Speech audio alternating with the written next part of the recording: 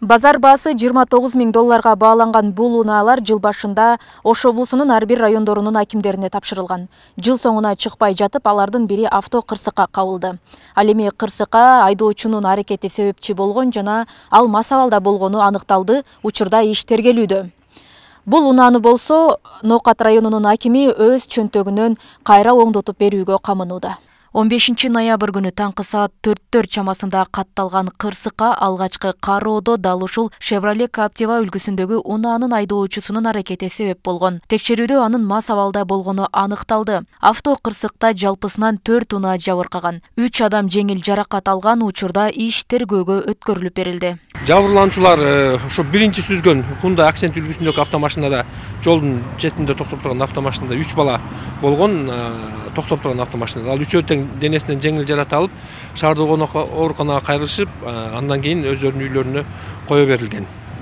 Ал эми калган автомашиналарда эч ким болгон эмес. Олуттуу жаракат алган. Олуттуу жаракат алгандар жок, бирок автомашиналарга материалдык 4 машинага чейин ири материалдык баягындай зыян келтирилген. Ноокат районунун акими Данир Иманалиев рулда өзү эмес айдоочусу болгонун, ал үйүнө айдап кетип, эртең менен айдап келип турганын билдирди. Айдоочунун үстүнөн текшерүү болуп, тиешелүү чара көрүлөрүн кошумчалады. Ал эми кырсыктан кийинки унааны аким өз чөнтөгүнүн калыбына келтирмей болууда.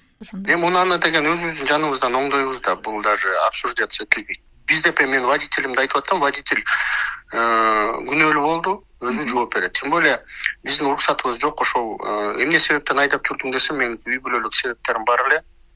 Мен ошон үчүн ошону деген машинаны гаражга койбой айдап кеткем деп объяснительный жазып берип атат да. Анан эч кандай бул мамлекет несебинен деген болбойт да. Мен эми мамлекеттик кызматта 20 жылга жакын иштеп атам.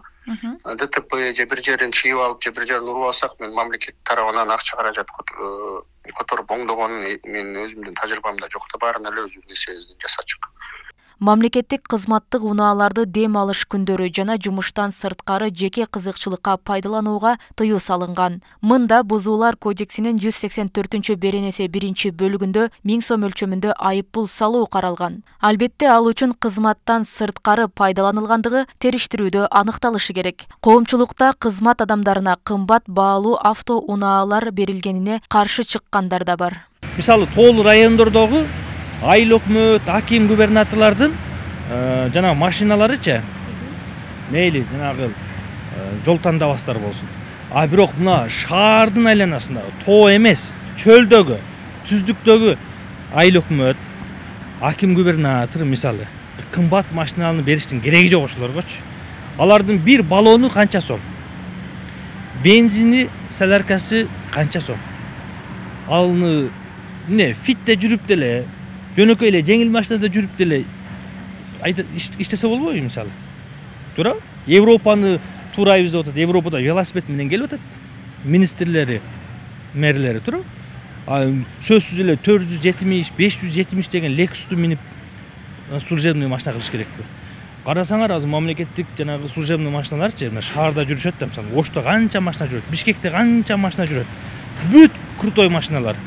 Ага бюджеттен акча кетип атат да, бензинине мынанча, ремонтуна мынанча, баллонуна мынанча, туурабы?